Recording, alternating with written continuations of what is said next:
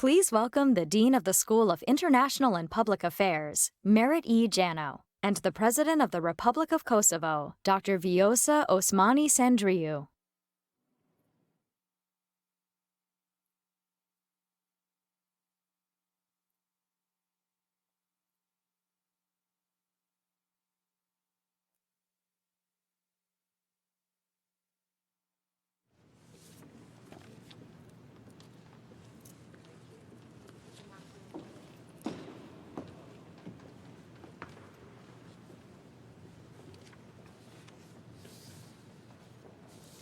Well, good afternoon and welcome.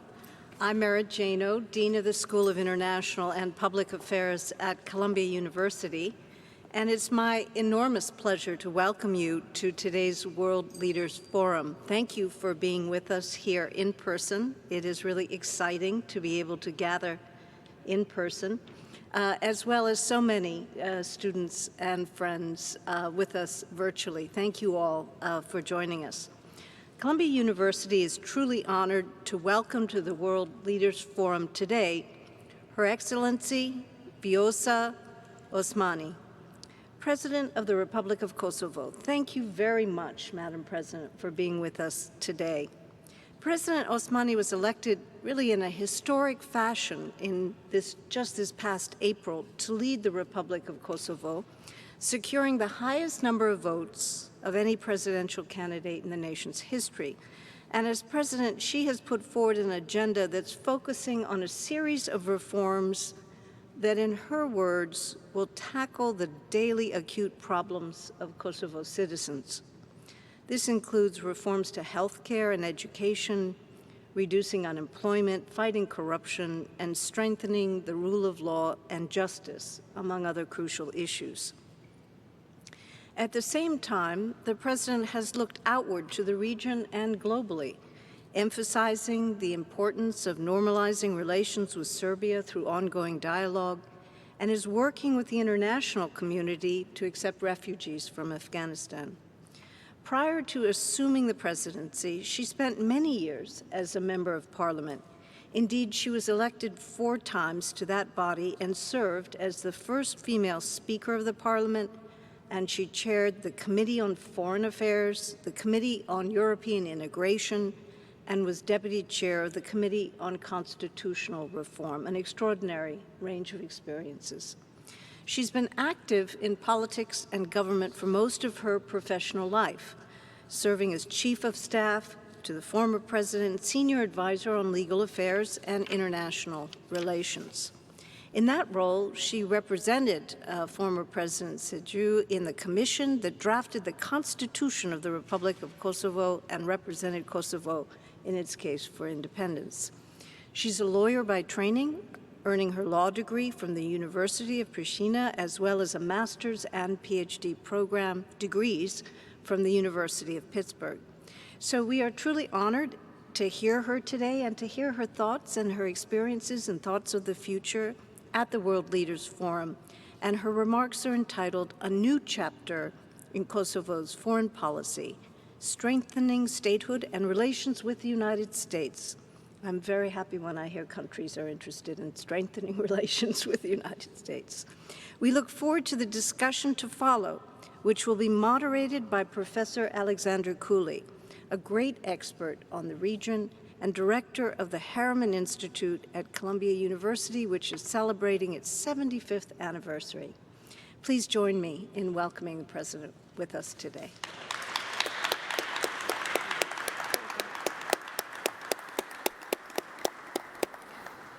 Thank you and good afternoon, everyone. Such a great delight to be among you today, and hello from everyone joining online. I've been asked to speak from my seat, although I'm used to speaking at lecterns quite a lot, but I do hope that we're going to be able to have a great discussion about my country, about the future of my country, and the already outstanding relations that we have with the United States. But perhaps let me start by saying how we all truly feel an absolute delight to be here together with my team, given that Columbia is not just one of the most prestigious education institutions in the United States, but in the world, and so many brilliant minds went through this university, including brilliant minds coming from Kosovo. So I do want to thank all of you for the contribution you're giving for education, not just in the United States, but elsewhere in the world as well. Of course, perhaps to start off by saying that alongside the challenges that being a head of state brings with the job, it also brings quite a lot of privilege to be able to represent your people, in the case of Kosovo, a people that went through so much sacrifice, so much hardships, in order to enjoy the freedom and the independence that we have today. So it is the privilege of a lifetime to represent and to serve your people. And in the case of Kosovo, that is, of course, even quite an enormous responsibility given the challenges that we face both internally, domestically, as well as internationally. In my country, democracy and the freedoms that we enjoy, the human rights that we enjoy today, are deeply cherished precisely because of the fact that for too many years, for too many decades, they were denied. And because I am in an educational institution today, let me perhaps start with that. I grew up in a country under the regime of Milosevic, who denied our basic right to education. So I was in second grade when we were kicked out of our schools. Practically the basic human right to schooling was denied just because we belonged to a different ethnic group, although we comprised over 95% of the population at that time, and we still do. Our parents were all kicked out of their jobs. We lived in an apartheid-like system where discrimination and segregation was also pushed forward through legislation, not just political means. So practically, we were forced to build our own parallel system of education, which then served as our main means of survival. We survived as a country and as a people precisely because of the perseverance we showed in the area of education, and later on, of course, which went on with quite a lot of resistance to protect the freedom and to achieve the independence that we have today. As a former university professor myself, and as a person that has the luck to also spend quite a lot of time on campus here at US universities, I can't help it but say with everyone that I meet how much the right to education should be cherished and how important it is, not just for the survival of a society, but also for its success as a democracy. I strongly believe that it's the biggest and the most important foundation of any successful democracy around the world, and it has been such for my country as well. So, of course, coming from a country where all of these basic rights were denied, and later on we went through a horrendous war where we were victims of genocide, war crimes, crimes against humanity, you can't help it but accept the fact that we have all been shaped as human beings to begin with, but also as politicians by what we had to go through. The memories of the war, the memories of the apartheid-like system and the genocide committed against my people are still very fresh. So I represent a people that still has very deep wounds within the society. We've lost tens of thousands of innocent people over just a few months during the war. We have the highest number of children killed during the war by the Milosevic regime per capita compared to any of the other wars in former Yugoslavia. Over 20,000 women in Kosovo were raped as a tool of war by the Serbian regime, and there is still not a single case of justice. We have about 2,000 people that are still missing from the war, that are still in massive graves in Serbia. So I'm mentioning all this to understand the context, because sometimes we meet a lot of people who think that the world started back in 2015, and they entirely forget the context through which Kosovo was born as an independent and a sovereign nation. And these are extremely important facts and circumstances for everyone to understand in order to truly understand how much the freedom that we enjoy today means to us and how much that has shaped us as politicians as well, and also understand why we will never give up on our country's right to exist. For that reason, the challenges that we face nowadays are not just domestic. Obviously, the pandemic has made things quite more difficult, like for any other nation around the world. But we won the latest elections with a historic outcome, not just presence and participation, but also support of the people of Kosovo, on a platform that was focused on two main areas: jobs and justice. Let me start perhaps with the second. We strongly believe that justice is a precondition to success for everything else, whether it's rule of law for businesses, whether it's meritocracy when you're trying to find a job, whether it's justice from the judicial institutions. We are strong believers in these principles as a precondition we have to meet in order to be successful, either for the businesses inside or for FDIs, foreign direct investment, who truly look for legal predictability and protection of their investment. We also believe that we can only be successful in our reforms in the area of education, health, trade, economy, and elsewhere if we are successful in our rule of law efforts. And the current institutions have been making record-paced reforms in these areas, which are truly bringing back the hope of not just the people of Kosovo, but also of our international partners, and may I say even private investors, to look at Kosovo as their next destination of investment.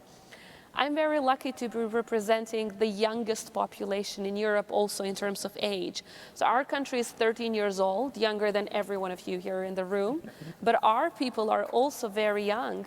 Over 70% of the people of Kosovo are under the age of 35, which means that this is our biggest human potential. So the next thing that we're doing is entirely changing that mindset of governing where, you know, in the past, around 80% of our budget would be spent in highways, infrastructure, and wages. And now we want to turn it to investing it in human capital.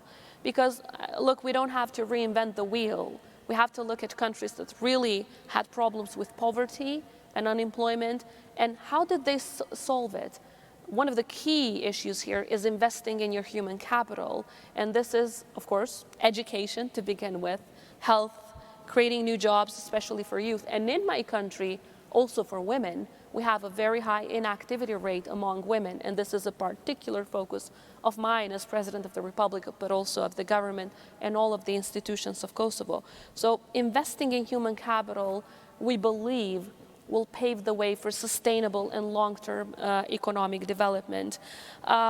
You see, this is domestic. However, Kosovo, as a country that arose after becoming a war-torn society, obviously, but with the large help of the international community, primarily the United States, is a country that has had unique challenges in foreign policy as well, which I look forward to discussing during our conversation. So we're not a member of the United Nations yet. We are a member of many UN special agencies. We are not a member of the European Union nor NATO, but these are the top two priorities of our foreign policy, which is very much linked to domestic policy, because reforms to become a member of the EU are very much related to, you know, rule of law, education, economy, and so on and so forth.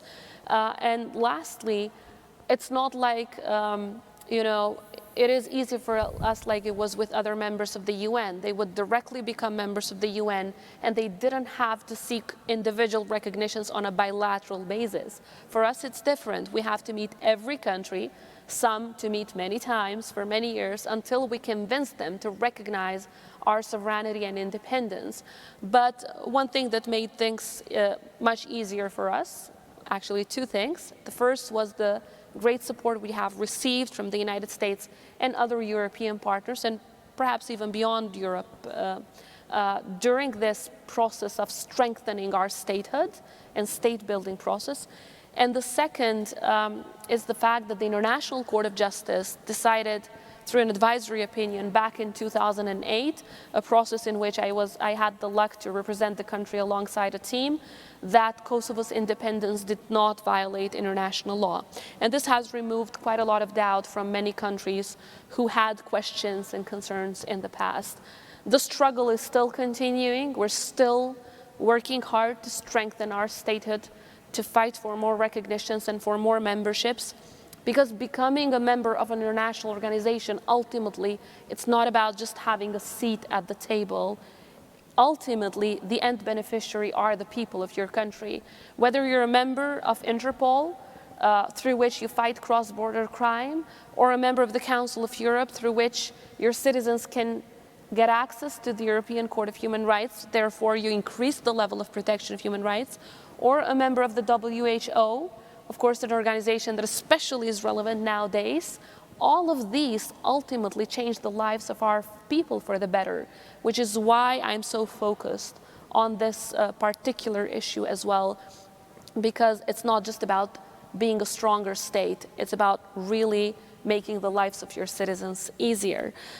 So everything we have nowadays in Kosovo, whether it's the right to education or the right to vote, is deeply cherished because of everything that I've mentioned so far. And this is among many reasons why I love talking to higher education institutions and share our experience, because you guys sitting over here and all of you listening online will be the leaders of tomorrow, whether you are in the United States and will be diplomats or presidents of the United States or coming from other countries. I'm sure that our paths will cross again, whether I will be meeting you as the next president of a country to ask you to recognize our independence, or will be meeting you to ask for your support, to allow our country to have a voice, to speak up for the rights of our people.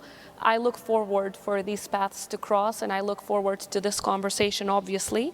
But perhaps to close with this, to understand where we are today, we have to understand where we come from as a country. So I look forward to sharing Kosovo's story with you today, also during our conversation. Thank you. Thank you. President Osmani, it is indeed a great pleasure and a privilege to moderate this conversation with you. Again, my name is Alex Cooley, and I head the Harriman Institute here at Columbia University.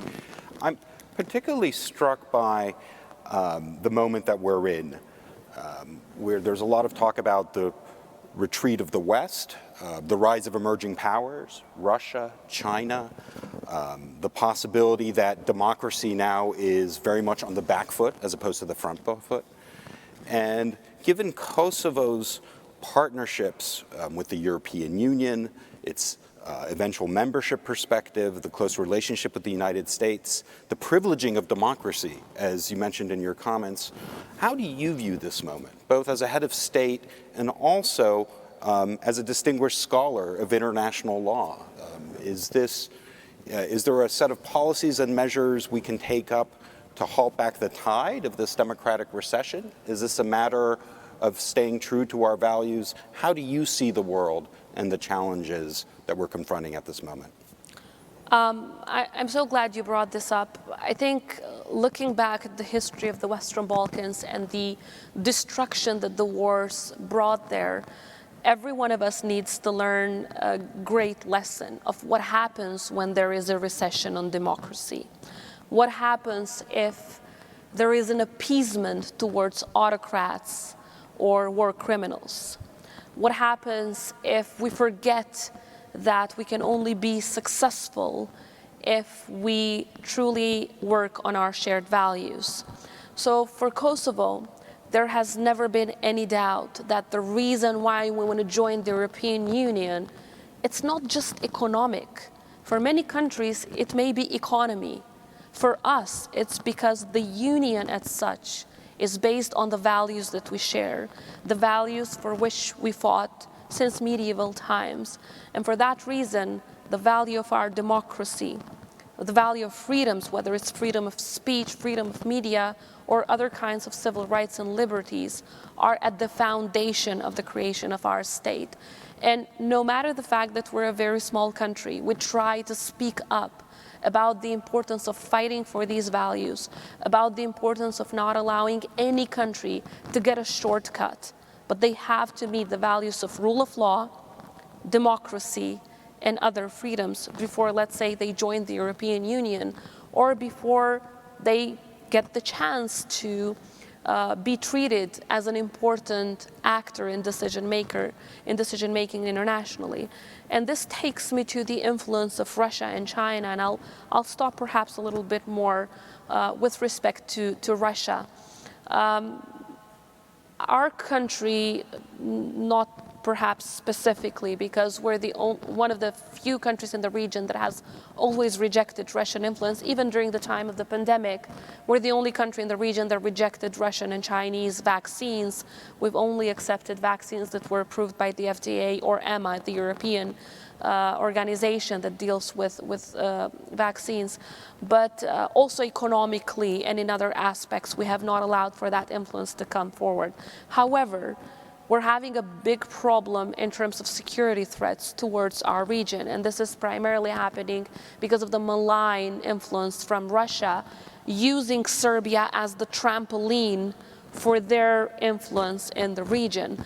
Now, Serbia has unfortunately increased, not decreased, their military, economic and political cooperation with Russia and China in the past couple of years. And through that, they are trying to destabilize the entire Western Balkans, whether it is by destabilizing North Kosovo or parts of Bosnia through Republika Srpska, or Montenegro, which is a case that we recently have where Serbia, with the influence of Russia, is meddling into the internal affairs of Montenegro. All of this has led to quite a lot of hate speech and the kind of hegemonic approach that we have only seen during the 90s, which is why not just myself as the president of Kosovo, but the president of other countries in the region are also very concerned with this ingrowing Russian influence, which through Serbia is destabilizing the entire region. And the second thing is the Russian model of annexation of territories, which Serbia is striving to use in the context of the Western Balkans, whether through Republika Srpska, North Kosovo, or other regions in our part of the world in southeastern Europe. So this is deeply concerning, and we're trying to send a message, a unified message with other leaders of the region, to not just here in the United States, but also members of the European Union, to act before it becomes too late. Because, you know, in the 90s, we saw the pattern of how it all went, the language that Slobodan Milosevic used, the alliances that he was forming with Russia and elsewhere, the actions that he was undertaking. And unfortunately, the current regime in Serbia is using, well, it has the same aims, but simply a different strategy. But the language that is used with the daily threats, security threats against our countries is making everyone quite concerned. And in this case, it wouldn't be just, you know, helping out stability in the region. It would be preserving the values of democracy for which we have all sacrificed and worked for so hard. And we've built in the past 2 or 3 decades, both in Kosovo, in Bosnia, Montenegro, and elsewhere. We have built multi-ethnic societies based on the values of democracy, based on the most advanced constitutions, perhaps not just in Europe, but also elsewhere in the world. The amount of human rights and minority community rights that we've offered for those that do not belong to the majority community, you cannot find anywhere else in Europe. So this is a values-based system which is endangered by the kind of malign influence that we see from Russia and China nowadays. China mostly through economy, obviously. However, we see that it's still threatening the stability of our region. Yeah. Well, actually, I want to ask you a follow-up question regarding your relations with Serbia. So earlier this week, following the expiration of an interim deal about the freedom of movement between Serbia and Kosovo, Kosovo began forcing cars with Serbian registered license plates to remove the plates and put on temporary Kosovo plates. Now, this reflects this impetus to make all relations between Kosovo and Serbia reciprocal. This is something that previous governments have shied away from. So can you talk to us a little bit about, is this indeed a new policy, this reciprocity, and how does that square with the perspective of the international community, the EU, the US, that wants to avoid such types of tit-for-tat kinds of measures? Look, reciprocity in trade or in other measures is one of the healthiest principles of international law and international relations, especially if you waited for 10 years for the other party to remove the tariffs, the barriers, the blockage, and the problems caused for any citizen going from Kosovo to Serbia. Even when they had Serb citizenship, they had the same kind of problems. So let me perhaps just mention the background a little bit. In 2011, an agreement was signed between Kosovo and Serbia in Brussels under the auspices of the European Union so that the countries would allow for freedom of movement. In 2016, another agreement, because that one expired, a new agreement was signed, and it had a 5-year lifespan until the 16th of September of this year, according to which both parties would simply put stickers, little stickers, on the windows of those who come in and go, which was really easy because it really wouldn't make people remove the registration plates, put another one, remove your ID card, get a piece of paper. What Serbia was doing was the exact of what we signed in Brussels. So instead of doing the stickers agreements, for example, if I would go to Serbia, well, as president, I'm not sure if they would allow me, but when I used to go, because my husband comes from Preševo, which is in South Serbia, in the Preševo Valley, when we would visit our family, we would have to remove the registration plate, and then the Serb police would bring another one in Cyrillic language, which says proba, which means probation or something, I'm not sure. And then you would have when you would give your ID, they would issue like a new piece of paper. So practically they wanted to stripe you off your identity by just entering their country. And you had to pay, obviously, as well to enter it. So this was very difficult, also even technically. It made it really difficult. The lines were very long. It made it difficult for economy to flourish. For example, according to international organizations, it takes a truck from Kosovo to get to Serbia 33 times longer than a truck to come from Serbia to Kosovo, so vice versa. So for 10 years, we've been trying to convince Serbia, and so has the European Union, to remove this barrier for the freedom of goods and people. They didn't want to. So when this agreement expired, obviously, we tried to convince them again to have another agreement on these little stickers or to remove all of these obstacles for the registration plates. They didn't want to. So since the agreement has expired, the only measure that Kosovo was in the place to put was reciprocal measures. So I wouldn't call it tit for tat. You know, what we've been saying to the international community is this. These temporary registration plates are either good for both parties or bad for both parties. They cannot be a bad action if Kosovo does it, but a good action if Serbia has been doing it for 10 years and no one has been raising its voice against it. So obviously we will immediately remove these measures the moment Serbia does so. But when we tried that, they said, why should we? We're not equals. Well, our answer is we are, and we will forever be equals. Equality is what we strive in this relation. And of course, this is a fundamental principle if we want a success in the dialogue. We're working really closely with our international partners to find a solution to this, I want to reassure you. And our delegation has said that they're ready to go to Brussels anytime if invited to discuss this particular issue. But even when the European Union intermediary proposed the solution about 2 or 3 days ago, a medium solution for both parties, Kosovo accepted it. Although we were not happy with it, it was something in the middle of the road. We were absolutely not happy, but for the sake of the process and for the sake of de-escalating the situation, we said yes. Serbia said no. So I think it's about time now to go to the party that has been destabilizing, the party that has been escalating, and have the international community to speak to Serbia in a language that they understand and not treating them as the spoiled child of Europe while they have not been implementing the agreements that they have themselves have signed within the European Union-led dialogue. Yeah. So you mentioned the European Union. Let's stick there. Now, Kosovo is one of the very few countries in Europe that does not have visa-free travel to the EU. And the EU has repeatedly promised visa liberalization to Kosovo in return for a variety of reform and demonstrated progress. Do you have, and does your government have a new strategy for how to deal with the EU and securing visa liberalization? How important is this freedom of mobility to your country's future? is absolutely important because the citizens of Kosovo, the youngest in the continent, are the only ones kind of living in a ghetto. So it's not like we're producing any illegal immigration. We're simply not the country, even in the top 40 or 50, producing illegal immigrants. Quite the opposite. Our youth wants to go to Europe to study and come back to their country, to visit as a tourist and come back, to go visit a museum and come back, to participate in a conference or a round table, or perhaps go and listen to a speech or a talk like this and come back with more knowledge, with more experience, with new horizons that can open after you do get that experience, and always come back and contribute to their country.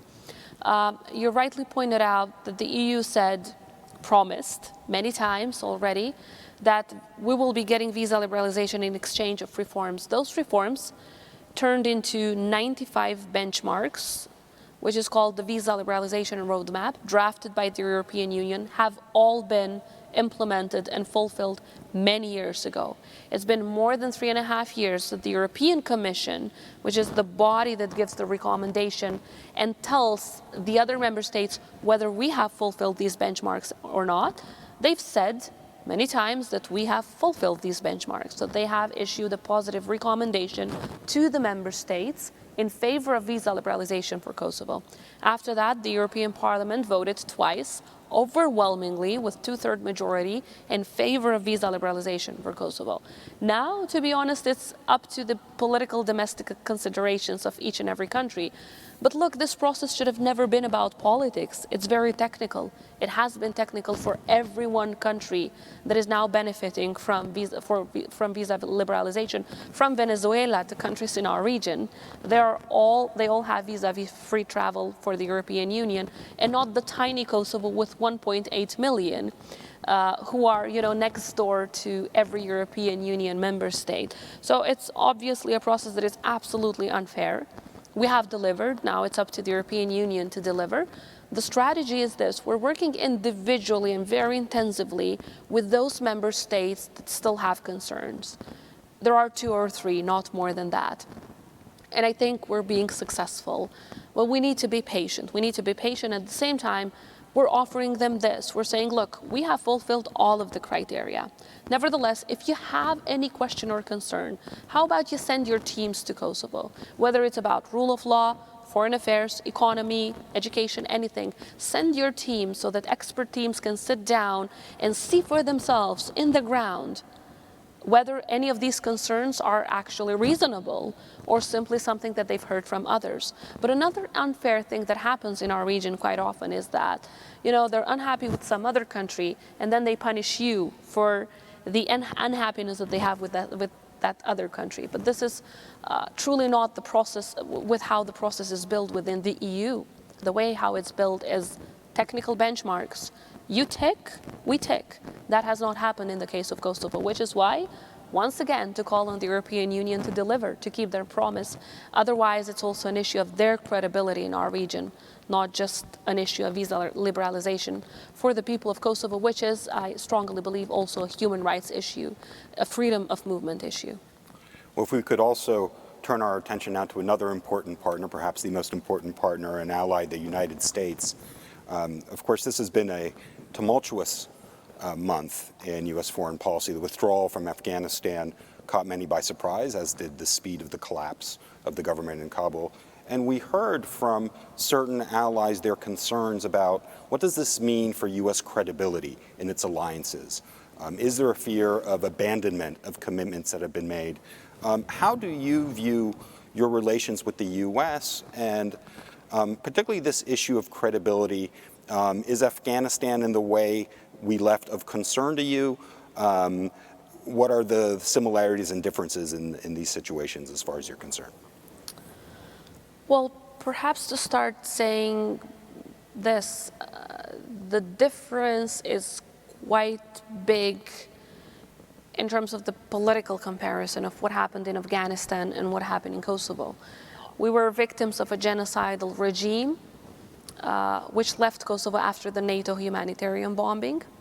And our process of state building has been, every step of the way, fully coordinated with the United States and with other European nations around the world.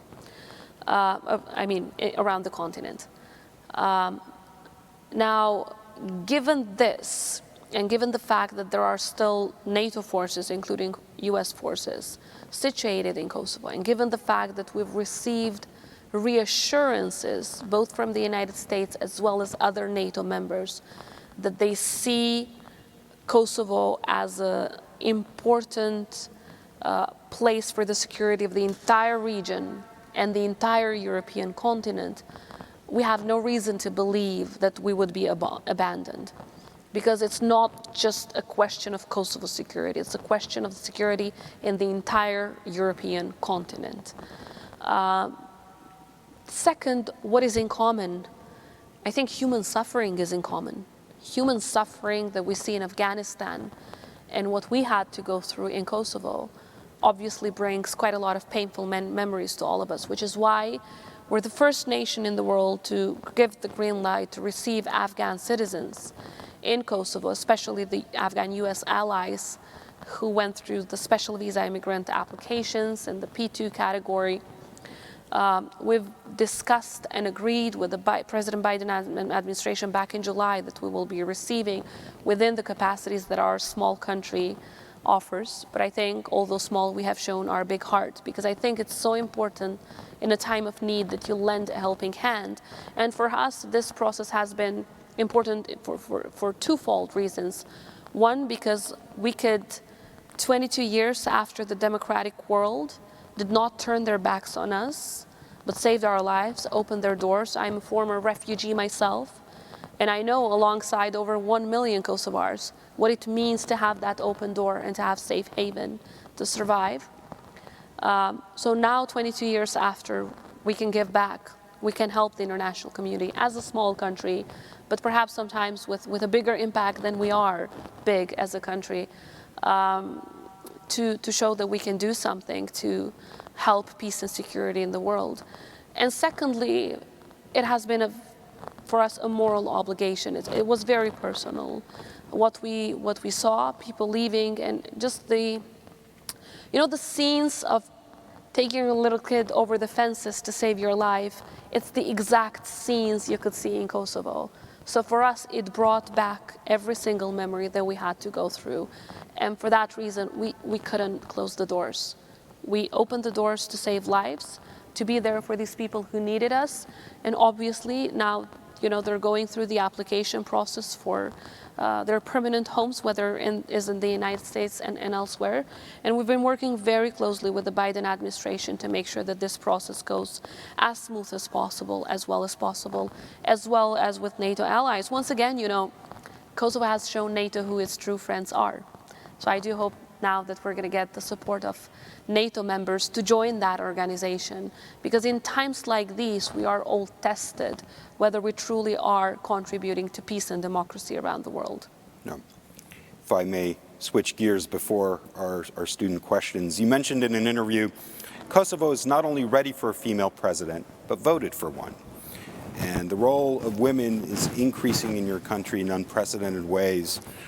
When the election results were announced, we saw that nearly 40% of the new seats in parliament had been won by women. Why this support for female candidates in leadership right now? Is there something about the moment? Is there something generationally? How do you view this? I think it's both, but I have to stress that it's a result of generations and generations of women before me having worked for this moment to arrive. So it's not like it's just the result of my work, having been involved in politics for the past 20 years or so, or the work of my colleagues, women politicians in the parliament, in the government, and elsewhere. But I think, what we noticed in Kosovo is that the society was emancipating quicker than political parties. The political parties, at least many, were not that ready for strong female leadership within the party. But the people were, especially the women of our society were. Now, we had a joint list with Prime Minister Kurti, and over 62% of our voters were women. We had quite a voter turnout and support from our diaspora as well, many of whom live here in the United States. but also quite a lot in other countries in Europe. And the third category that I would say that really made change possible in our country were the youth. The youth really wanted this big change after 2 decades of obvious progress, but it was not fast enough, especially in terms of economy, rule of law, and many other areas. So they needed a new generation of politicians, many of which educated in the United States and Europe and who went back to contribute to their country with much more energy, I would say. So it's quite a re-energizing process of our politics, if I may say so. Policies and politicians who keep their word to the people. I think the fact that many of us, although being quite long in politics, have shown every step of the way that ethics do matter. Keeping your word and keeping your promise do matter in politics as well. In fact, especially in politics, has made the difference and made us the generation of politicians with the highest popular support in the history of Kosovo. But I think as women in politics, whether myself as president or my fellow colleagues in the parliament and the government, we can only be content and fulfilled if the seats that we have today, if the jobs that we have today are used for the benefit of removing the problems that women face every day in the society, whether it's about finding new jobs or no equal pay, or domestic violence, or economic empowerment, or access to justice. Only then we shall feel fulfilled and good about the jobs that we have, about the positions that we have in politics, if women in every area of our society are also succeeding and also removing the barriers and the stones that we all had to go through throughout the way.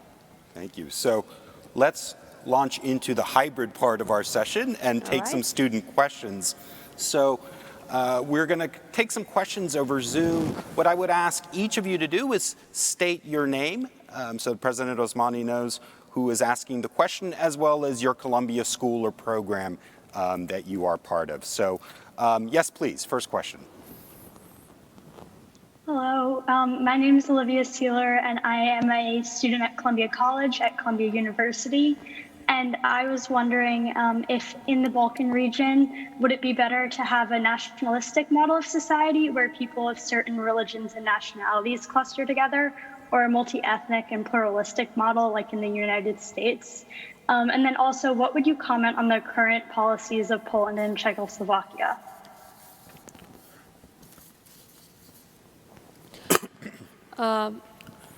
I'm absolutely in favor of a multi-ethnic society. I think the notion of nation states where borders are redrawn along ethnic lines is a logic that belongs to the 19th century.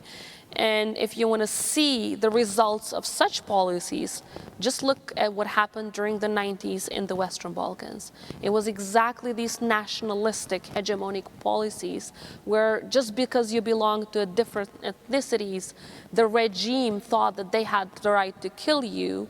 These regimes, these kind of mindsets have brought to bloodshed, have brought to destruction and quite a lot of human suffering. So I absolutely think that these are not helpful, to be frank, even dangerous, at least in our part of the world, in Southeastern Europe.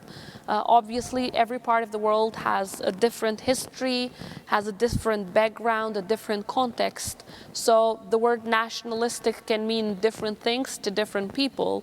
But in our part of the world, of course, multi-ethnicity, living together, not segregating, not differentiating others just because they belong to a different ethnicity is what has brought more democracy and more stability. So we're striving to keep our multi-ethnic societies not just alive, but also thriving. When it comes to the other countries, obviously, I always respect the decision of the people of either Poland or other countries to make their decisions on who their government is. Of course, when it comes to Kosovo, our aim is to strengthen the bilateral relations with all of these countries. We might have differences on how we see the internal developments within the respective countries, but that should not stop us from enhancing bilateral relations, because I always think of relations from country to country in this way. It should never be about politicians. It should be about the people. Politicians come and go. The people of Kosovo and the people of Poland, let's say, they deeply respect each other. We have received so much support from those people, from that country, even from the Polish army. 1999, they were situated in my city, in Mitrovica. So we are deeply respectful for all of the people. So whether it's Vjosa Osmani as president today or someone else tomorrow, I really call upon these countries to support my people, not myself as a politician. My political career should not matter, because we come and go, we change. It is the people and what they represent, the values that they represent, what should matter in creating these connections between our two countries. Perfect. Let's take the next question, I believe on my list. Alex. Përshëndetje, Presidente Osmani. My name is Alex Chen. I'm a second-year master's student in the Harriman Institute for Russian, Eurasian, and Eastern European Studies here. First, I just wanted to thank you so much for coming to speak with us. And before coming to Harriman, I had worked in Pristina with UNDP on access to justice and rule of law. So your presentation and also just the empathy with which you speak about these issues is incredibly meaningful to hear. So building on Dr. Cooley's question, I'm particularly wondering how your background in rule of law and also work in women's empowerment will play into your domestic and foreign policy. So I'm curious as to how your previous work on gender equality and access to justice might factor into the upcoming talks between Pristina and Belgrade, and also, I guess, how an emphasis on minority rights might factor into discussions, or how minority rights might factor into upcoming policies for labor market or in the justice sector and rule of law. And thank you so much. Faleminderit. Thank you. Faleminderit. Your Albanian is excellent. I really have great respect for all of the women and men that have worked in Kosovo throughout so many years through the UN, UNDP, and so many international organizations, USAID, and so on and so forth. They've contributed immensely to the reforms in our country and in our system. I think my background in rule of law, and may I be even more specific, the time that I've spent in the United States, in a US law school, has deeply impacted me, not just as a professional, but also as a human being, on how I want to resolve problems that we are facing. And in this sense, of course, in particular, when it comes to gender equality, rights of all communities living in Kosovo, access to justice, including justice for all of the victims of the wars in Kosovo, are issues that are very dear to my heart, and they're at the top of my agenda. They're part of my discussions with every single delegation, no matter where they come from. And of course, in this sense, the consultations and the coordination that we have on a weekly basis with the government on how these issues should play into the dialogue with Serbia, of course, they matter a lot. I would say for probably the first time in quite a while, we have a government, a president, and a parliament that coordinate on every single policy. We agree, I would say, the vast majority of times. Obviously, there are times when we might have different approaches, but we coordinate before actions that we undertake. And in this sense, my background, of course, comes into play in the decision-making, when it comes to the domestic legislation that we passed. For example, we do what we call gender budgeting for every piece of legislation. We'll look at how that would impact, whether it's the law on recycling or energy or the law on budget and everything.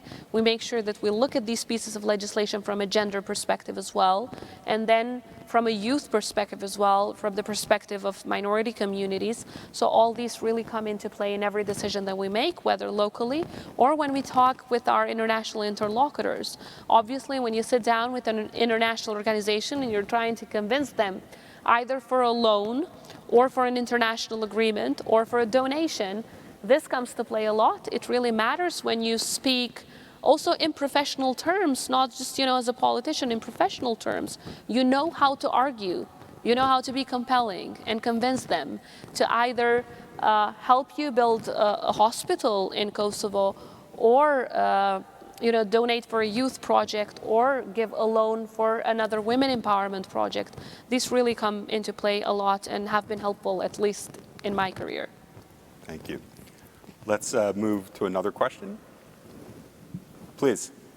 Hello, President Vyosa Osmani. My name is Krista Kalai, and I'm a student at Columbia School of General Studies. And thank you so much for taking the time to speak with us today. As an Albanian myself, I'm quite familiar with the history of Kosovo and also the contributions that you have made for the Republic of Kosovo. And I'm curious to know what encounters or experiences earlier in your life shaped your vision for Kosovo as president today. Thank you. That's a question that would require quite a long answer. I tried to mention a couple of these things a little earlier, but perhaps I would go back to what I said at the beginning. My time as a young student in a country where our right to education was denied, and then building a system where education was perseverance. You didn't go to school just to study. You went to school to save your nation, to survive, has shaped me for life on everything that I want to do and everything that we want to achieve. Later on, as it's obvious for every citizen of Kosovo that has gone through the war, my experience during the war, losing so many people that we loved, seeing with our own eyes people that we love being killed, and then, after the war, trying to find people that are still missing from the war.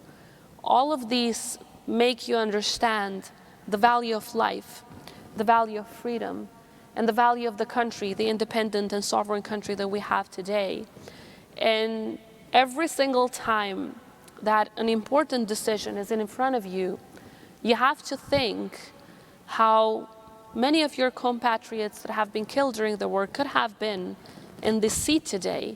So many of my schoolmates who were killed as teenagers could have been in this seat today.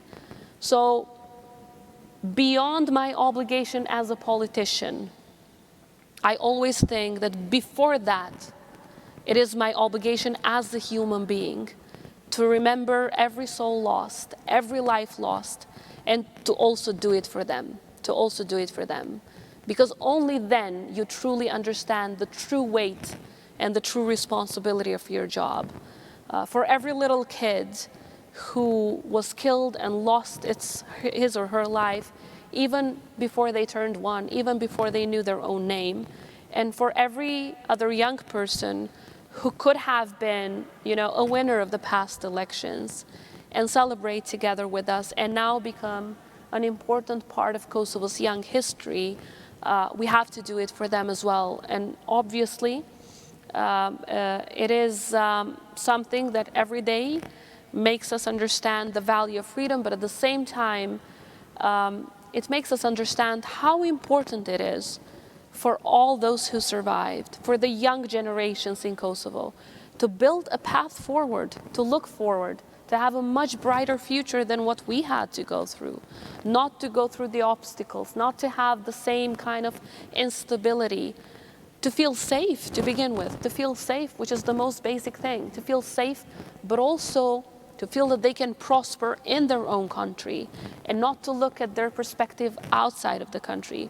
So I'm not sure if I'm being able to explain well, because the experience that we had to go through are immense, and they've been tragic for a while, but then at the same time, to be able for myself to be part of so many historic processes, from, working on preparing the Declaration of Independence, to working on drafting the constitutions, to working as a very young woman, a young lawyer, working to convince countries to recognize Kosovo right after independence, to defending our country's case in front of the International Court of Justice, to the work that I do today. It's the privilege of a lifetime to represent what I think is the best nation in the world, the Albanians, and all of the Kosovars living in Kosovo. Thank you. Well, we're almost at time, but we have time for one more question. So let's go to the students one last time. Hi, I'm Charles Bonkowski. I'm a student at Columbia College.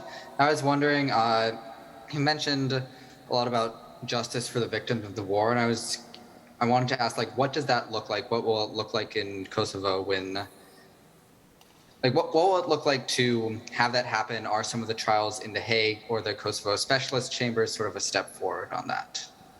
Thanks. Thank you. Justice, I believe, is a precondition to peace and reconciliation anywhere in the world, but in particular in former Yugoslavia and in the countries that are now formed as independent. Unfortunately, Serbia is still in a state of denial. They denied the genocide in Srebrenica. They denied the crimes committed in Kosovo, both war crimes, crimes against humanity, and genocide. They denied practically everything that they've committed, although many of their leadership were found guilty at the ICTY. But look what happened. After the ICTY, they go to Serbia and they get rewards from the president of Serbia or from their army. So they are rehabilitated instead of, delivering justice for the victims that the Milosevic regime has caused. So the wounds are still very deep. And in the case of Kosovo, there are very little cases where justice has been delivered. So most of those that were involved in crimes that are now fugitives, they don't live in Kosovo. I'm talking about the Serbs who used to be living in Kosovo. They left right in 1999. We believe most of them are in Serbia. Serbia is not, of course, making sure that there is free trial against them for the crimes that they have committed against civilians, which is why there is a denial of justice now for 22 years, whether it's for the innocent victims of massacres around Kosovo or for the women that were raped during the wars in Kosovo. There is a denial of justice. So the ICTY, the International Criminal Tribunal for Yugoslavia, which existed for a couple of years, has now been shut down. Some of their top military and political leaders were tried, but not many. So we're still striving for justice, and we're trying to find a way, either in Kosovo or by forming new international, mechanisms, that these Serbs who committed the crimes in Kosovo would finally be facing justice as a precondition for us to move on. In terms with Serbia. However, when it comes to the specialist chambers that you have mentioned, they have been formed by the Kosovo Parliament with 2/3 of votes because of a report that had been drafted by a Council of Europe member, a senator, that was stigmatizing Kosovo as if Kosovo was the one committing crimes. Obviously, we do not accept moral equivalency between what a state apparatus has done, what Serbia as a country, as a state-sponsored regime committed in Kosovo against innocent civilians, and what some individuals might have committed after the war, which was not the country, not Kosovo, not chain of command, not the people of Kosovo supporting any of that happening. So there is a big difference between that, but since we have nothing to hide, and we have always fully cooperated and supported international justice, we have established these specialist chambers so that they can judge that report of the Council of Europe. And we believe, of course, in international justice. And we also believe that there's nothing that can ever change history, despite of these history revisionism efforts. There is only one truth that happened in front of the eyes of the entire world, and that is Serbia was the aggressor and we were the victims. Nothing can change that. There is clear evidence that has been confirmed by the ICTY and also by the ICJ that referred to these crimes against us, not just during the 1998-1999 war, but also during the apartheid-like system that existed since Milosevic took power. Well, President Osmani, we are at the end of our time. On behalf of Columbia University and the World Leaders Forum, I want to thank you for coming to us, for visiting us, for sharing your experiences, your thoughtful answers and perspective on your country as well as the shape of the world. And we wish you the best of luck in your endeavors, and we hope you will visit us again soon. Thank you so much. Thank you so much. It's been a pleasure. Thank you all for joining. Thank you.